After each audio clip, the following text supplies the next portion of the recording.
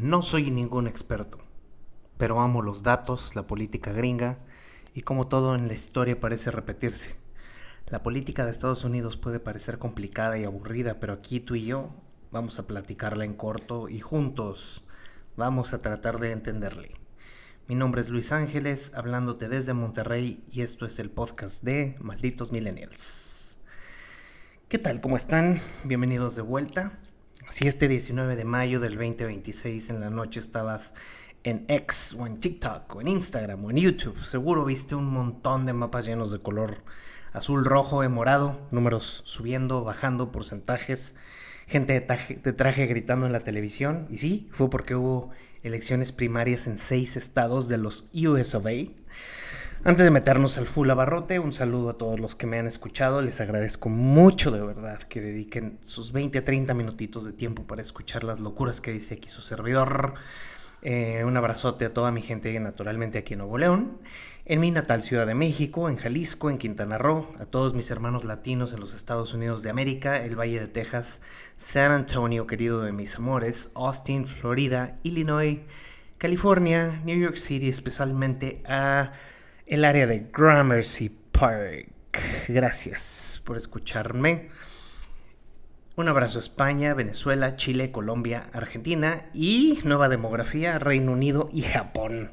Así que wow, muchas gracias. Estuvo interesantísima la semana, 3 historias, 3 narrativas que al final de cuentas todo parte de uno y uno parte de todos o algo así. Todo tiene lógica, a final de cuentas todo está conectado. Les voy a contar de un tipo que tal vez has visto en las noticias que de repente apareció encadenado en una corte de Miami, Florida. Luego nos vamos a platicar un poquito acerca del nuevo sector demográfico en Estados Unidos, en el corazón del mainstream de Estados Unidos. Y les cuento de las elecciones de ayer. Prácticamente esa es la agenda para el día de hoy. Alex Saab. Saab como el auto, ¿te acuerdas? Alex Saab. ¿Quién es y qué hace en Miami? ¿Quién es este tipo? O sea, esto parece casi como un thriller ya listo para hacer una serie de Netflix, no lo vamos a negar. El pasado fin de semana, un avión aterriza en Miami, bajan a un tipo con su traje de presidiario, gris, esposado de pies, esposado de manos. Su nombre es Alex Saab. Tal vez no te suene el nombre, tal vez sí. Te cuento que este compa es un empresario colombiano, por encimita, pero en lo que en realidad todo el mundo lo conoce en el argot político, es pues como que el IBM, el mandadero, el muevelana, el prestanombres de Nicolás Maduro, quien solía ser el mero en Venezuela, hasta que el ejército gringo entró por él y se lo llevó. ¿De qué acusan a Alex Saab? Es lo interesante. El gobierno de Estados Unidos lo acusa de lavado de dinero. Acuérdate que el lavado de dinero básicamente es agarras dinero sucio, dinero tranza y lo metes y lo jineteas con facturas falsas con empresas no existentes para que parezca que es honesto, ¿no? Básicamente el principio del lavado de dinero. Entonces el gobierno de Venezuela inventó un programa de comida barata para la gente. Las famosas cajas clap como aplauso, CLAP. Y ya, por ahí empezaba. El truco aquí es que Alex Saab compraba comida muy barata, paupérrima y casi echada a perder en otros países y le decía, o más bien ante el gobierno presentaba unos costos elevadísimos. Entonces ese era el modus operandi de Alex Saab, es por eso que fue arrestado. Pero no me lo vas a creer porque se conecta con la política, la geopolítica de los Estados Unidos. Porque de donde él lavaba el dinero y de donde salía todas estas empresas fantasma era en Missouri, en el estado de Missouri, en Estados Unidos. ¿Quién diablos va a creer que un colombiano que lava dinero para los tranzas del gobierno venezolano, para las campañas de dictaduras latinoamericanas, para campañas de candidatos de disque izquierda, cómo es que lavaba la lana en Missouri? Déjate cuento por qué. En Missouri es uno de los estados dentro del territorio estadounidense que es muy sencillo abrir lo que normalmente se conoce como shell companies, o sea, empresas fachada, empresas fantasma, por decir así. Son empresas que nada más existen en un papel, no tienen oficinas, no tienen empleados, pero sirven para que puedas abrir cuentas de banco a nombre de un desconocido sin dar mucha acreditación. O sea, empresas pantalla. Y las leyes de Missouri para armar estas LLC, corporations, LP son mínimas. Entonces ahí es donde Alex Saab y los dictadores de izquierda latinoamericanos encontraron un paraíso para que a través de estas empresas fantasma pudieran jinetear todo el dinero por Estados Unidos y que nadie le siguiera el rastro. ¿Por qué es importante para nosotros? ¿Por qué afecta en Estados Unidos? Alex Saab, para que no lo dejen refundido en la cárcel 20, 25 años, que es lo que se estima, pues ya empezó a cantar, ya empezó a calentar la gargantita, me imo. Y el chisme es que se va a soltar la sopa de cómo esa lana de la terrible comida que le daban a nuestros hermanos venezolanos y el petróleo de Venezuela terminó financiando campañas políticas para partidos de izquierda en todo Latinoamérica. En lo que le llaman el Grupo de Puebla o el Grupo Sao Paulo, también se le conoce así, y están relacionados políticos en España como Rodríguez Zapatero. O sea, este hombre Alex Saab, la magnitud de su arresto es casi igual o hasta más grande que todos los arrestos y los testimonios que están dando presuntamente los capos mexicanos en Estados Unidos. O sea, este hombre tiene toda la agenda, los papeles y los pasos exactos de cómo la izquierda en Latinoamérica lavó su dinero en Missouri y ahorita él ya es prácticamente testigo protegido para cantar en contra de todos estos líderes de la izquierda iberoamericana. Va a estar buenísimo este chisme, no lo pierdan de vista. Alex Saab, que por cierto hay que mencionar que él tuvo un indulto por Joe Biden. Los republicanos están tratando de manejarlo como que sí, pues Biden le dio un indulto porque era su cómplice. No, Joe Biden le dio un indulto a cambio de la liberación de presos políticos en Venezuela, y por eso es que este tipo Alex Saab tuvo ese indulto, por absolutamente nada más. Pero bueno, que viene pues un testimonio más de criminales que buscan una nueva identidad, una nueva vida, salvar el pellejo y evitar la cárcel en contra de todos los líderes corruptos norteamericanos, sobre de los que anda el presidente Donald Trump y su mano derecha Marco Rubio. Total, eso fue lo del líder Alex Saab. Pero te quiero platicar de otro chisme muy bueno, un tema muy interesante, una información de demografía electoral. En la revista New Yorker, no sé si la ubicas, es donde sale de perfil un hombre aristócrata con sombrero de copa y unos lentecitos muy chic, se parece un poquito al hombre de Monopoly. Publicaron un artículo que se llama The Wine Mom. No te olvides de tu Wine Mom en esta temporada electoral. Don't forget about the Wine Mom during voting season, o algo así. ¿Qué es una Wine Mom y cuál es esta nueva demografía, este nuevo sector demográfico electoral en los Estados Unidos? Muy interesante. Los partidos políticos aquí y en Latinoamérica y en Estados Unidos siempre se fijan que las minorías, ¿no? La gente con nivel económico bajo, ese tipo de sectores. Pero aquí está llamándole mucho la atención a los partidos políticos. Este perfil de la Wine Mom es una mujer de clase media alta o alta que vive en los suburbios ricos, en los suburbios afuera de las ciudades importantes como Atlanta, como Chicago, como Filadelfia. Mamás que van a los soccer moms, pues, o sea, que van por los niños al colegio en su minivan, en su Siena, en su Tahoe, y las que liderean esas PTAs, ¿no? Las juntas de padres de familia, y su copita de rosé o de vino blanco mientras ven las late news. Entonces ustedes van a decir, y bueno, ¿y esa doña qué? Bueno, pues resulta que los partidos están encontrando muchísima movilización en estas señoras que antes eran, se podría decir que hasta apáticas con la política, pero hoy por hoy se están interesando mucho en la política. ¿Por qué? ¿Pero por qué se están interesando? Pues porque ellas son las que se dan cuenta de cómo van subiendo las cosas en el súper. Ellas son las que se dan cuenta de que cada vez la gasolina está costando más, las medicinas. Ellas están percibiendo en la lana cómo la inflación en Estados Unidos les está dando en la madre de su economía. Y cada vez más y más de ellas se están acercando a su líder político, ya sea su representative, o sea, su diputado o diputada, o a oficinas del Senado, o están llamando para pedir más información, y activamente en redes sociales están alzando más la voz y metiéndose en la política. Una apatía que existía hasta hace no mucho. Ahora estas wine moms, las suburban moms, y no suburban por la camioneta, que de hecho así se llama por eso, sino porque viven en las áreas suburbanas. Y los partidos pues van a buscar monetizar de toda esta fuerza que puede ser laboral y muy grande y muy fuerte. ¿Por qué?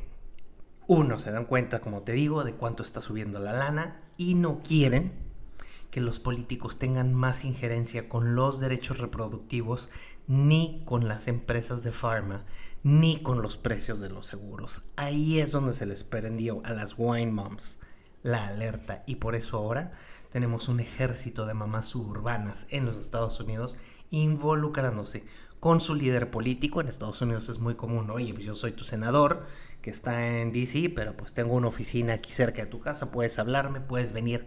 Esas oficinas no se paraban antes ni las moscas. Ahora estas señoras están parándose en las oficinas de su local representative, diputado o diputada, como lo conocemos tú y yo acá en México, y de su senador, y les están mandando emails y están texteándoles allá. Ya ven que el text me se usa muchísimo, es como nosotros usamos el WhatsApp. ¿Qué estás haciendo con la lana? ¿Qué estás haciendo para defendernos? ¿Qué estás haciendo para defender el bolsillo del ciudadano estadounidense? Así que el sector de las wine moms, y si hay políticos mexicanos que me escuchan, que sé que sí, ojo, son un gran sector también en México. No se vayan nada más por el de a pie. Este sector está muy interesante, tiene poder adquisitivo, tiene preparación académica y tiene mucha voz. Y adivinen qué más tienen: mucho tiempo libre. Si yo fuera ustedes, le pondría más atención al sector electoral de las wine moms. Pero eso ya fue. El 19 de mayo, elecciones en los Estados Unidos. Midterms, a medio término. Ya sabemos que los sexenios en Estados Unidos no existen, que los términos del presidente estadounidense son tetraenios, si siquiera eso existe, son de 4 años, pueden gobernar 8 años en total, consecutivos o no, y pues se les llama midterms porque estas elecciones ocurren cada 2 años, o sea, a medio término. Parece que el año pasado fuera esa elección de midterm porque tuvimos estas elecciones muy mediáticas de Zohran Mamdani en Nueva York, de Gina Ortiz Jones en San Antonio, de Abigail Spielberger, y parecería que la importancia de las midterms fue el año pasado, pero el año pasado todavía no eran. Ahorita sí es cuando están ya estas primarias en camino. Recuerden que el voto en Estados Unidos, que es una de las cosas que platicamos aquí, no es un voto directo, no es aquí vamos, el que vota y junta más gana. Allá acuérdense que son procesos. Primero se vota abiertamente al candidato de cada partido. Depende en qué distrito estás, si tienes que estar inscrito o unido al partido o no, o afiliado. Puede votar el ciudadano común, depende en dónde se encuentre, por elegir primero el candidato. Y por eso se llaman primarias. Ahorita se elige al líder azul de los demócratas y al líder rojo de los republicanos. Y de esto se trató. Entonces, básicamente, de eso se trató este lunes 19 de mayo. Lo que les decía, prácticamente acuérdense que las elecciones son como la semifinal y viene la final en noviembre.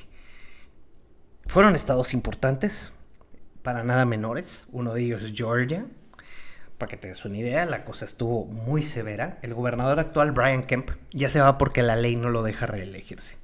Entonces tenemos por el lado demócrata a Keisha Lance Bottoms.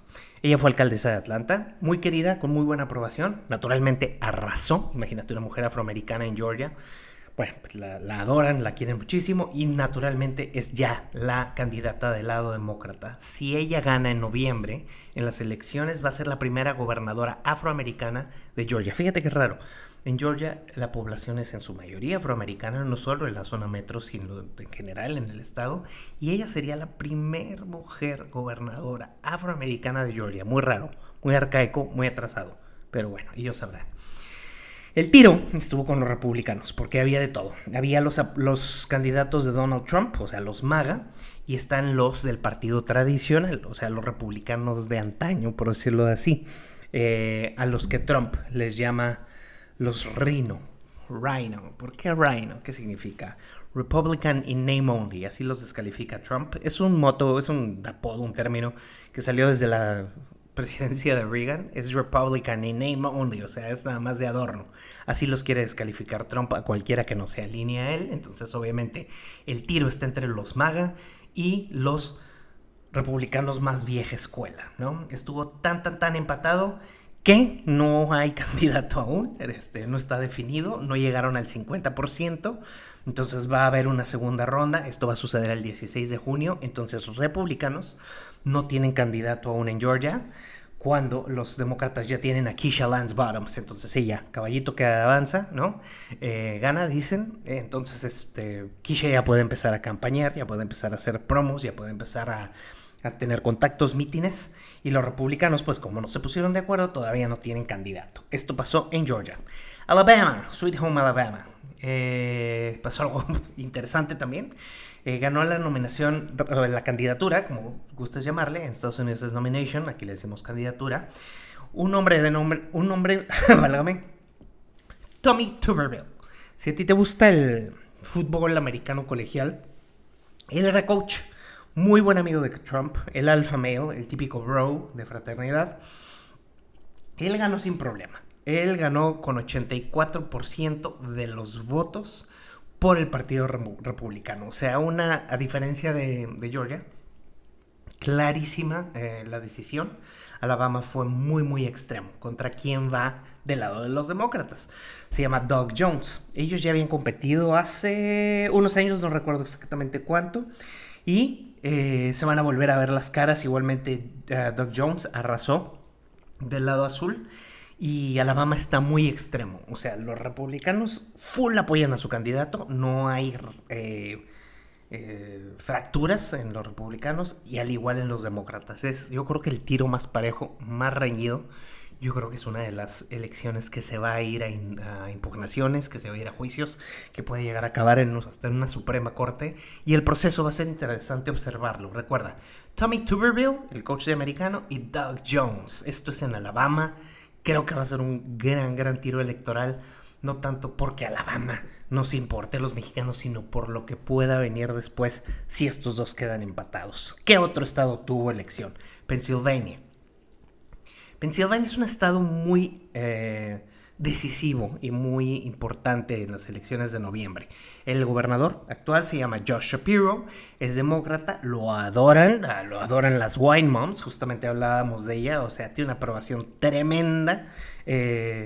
Y es una persona sumamente muy querida por sus ideas de que, aunque es demócrata, no es tan progre, digamos, no es tan woke, está un poquito más al centro, tiene su onda todavía conservadora, la familia tradicional y este rollo. Entonces, digamos que así como tiene muchas bases de un republicano, por decirlo así, su espíritu, su esencia en sí es demócrata. Entonces, pues es la única que podríamos decir que está así como ganadita la reelección de Josh Shapiro, ¿no? Entonces, esas fueron las principales elecciones que tuvimos primarias en Estados Unidos. No tuvimos porque yo no vivo allá. Entre dos, ¿quién va ganando? O sea, si juntamos las piezas y vemos como un director teatral, en vez de en la primera fila, más bien como desde la mitad del teatro, The Bigger Picture, ¿qué está pasando? Donald Trump está muy dañado. Por cierto, esto yo lo estoy grabando en sábado 23 de mayo, después de unos días de la elección. Trump ahorita perdió a Tulsi Gabbard como su directora de seguridad.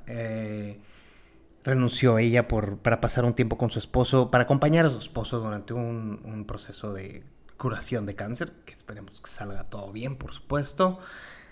Y acaban hace unas horas en la mañana, overnight, de anunciar que se reanuda el fuego en Irán y que hubo un atacante en la Casa Blanca.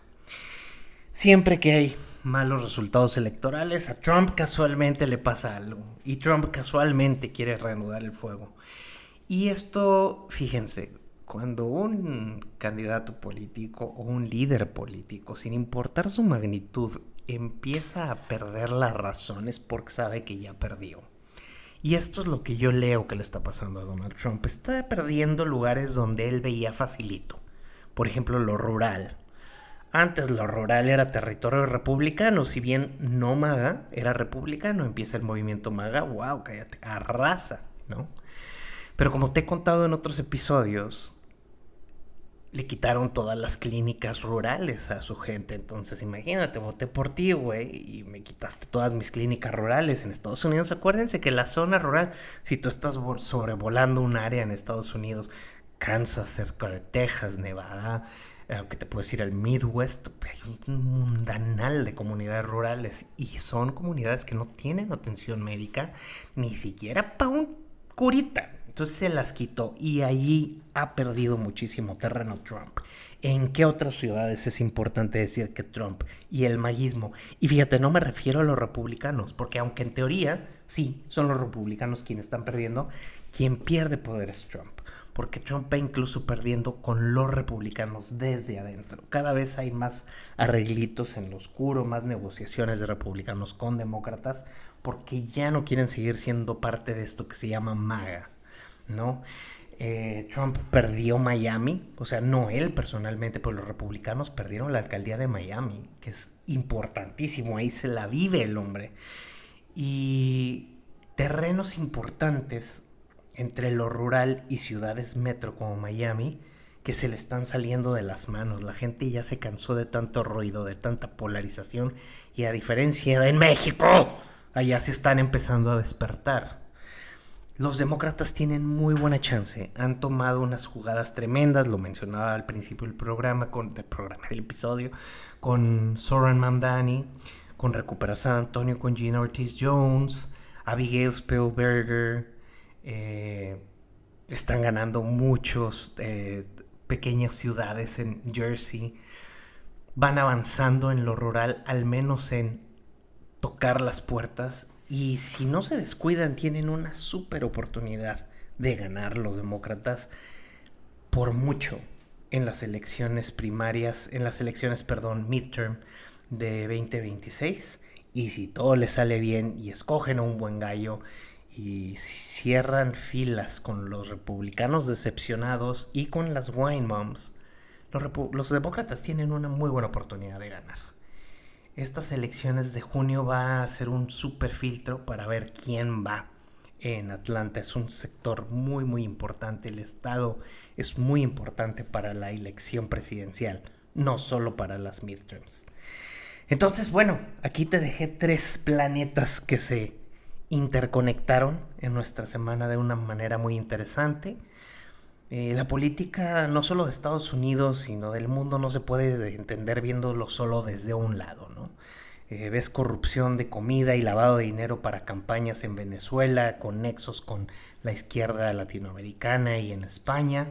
Se juzga en Miami alguien que lavó dinero en Missouri, ¿sí? En donde probablemente también hay muchas wine moms esperando a ver por qué la lana está cada vez rindiendo menos y por qué mi ídolo, el del Partido Republicano, no me está respondiendo como me está ofreciendo el del Partido Azul que me va a responder. Y por eso tenemos estos tiros tan cerrados en estas elecciones gubernamentales para escoger candidato apenas para lo que viene en noviembre. Todo un show, toda una maraña. La gente dice que la política gringa es aburrida. No, no es aburrida, es muy interesante. Nada más hay que saberla leer. Y para eso me tienes a mí. Porque yo te puedo explicar, no soy un experto. Pero tengo estudiándola estaba haciendo cuentas hoy. Desde 1993 empecé a estudiar la política estadounidense. Cuando el Cable TV llegó a mi vida. En la bella colonia Jardines del Valle de San Pedro Garza García. Seguí mi primera elección gringa y desde entonces me ha encantado entender cómo se mueven las cosas. Te agradezco mucho, que tengas un lindo fin de semana. Si estás oyéndome en tu principio de semana, que la tengas chingona. Por cierto, se celebra el Memorial Day este lunes. No dejes de ver qué pasa con la reanudación del fuego, con el que atentado en la Casa Blanca, y vamos a ver qué fluye. Cuando tenga oportunidad me aviento otro episodio, ya lo sabes, y necesito que, además de escucharme, si puedes darme una estrellita, un buen review en Spotify o en cualquier red que me escuches, compartir las stories, compartir a tus stories, decirle a tus amigos, oye, este güey se tira un buen rollito con las elecciones de los Estados Unidos, pues oye, share the love, que valga la pena. Te agradezco mucho que hayas estado aquí. Acuérdate que los datos ahí están, nada más los tenemos que saber leer. Yo soy Luis Ángeles, hablándote desde Monterrey, Nuevo León. Cuídate mucho, cuestiona todo y recuerda que los datos nunca mienten, pero los políticos sí. Nos escuchamos en la próxima. Gracias y adiós.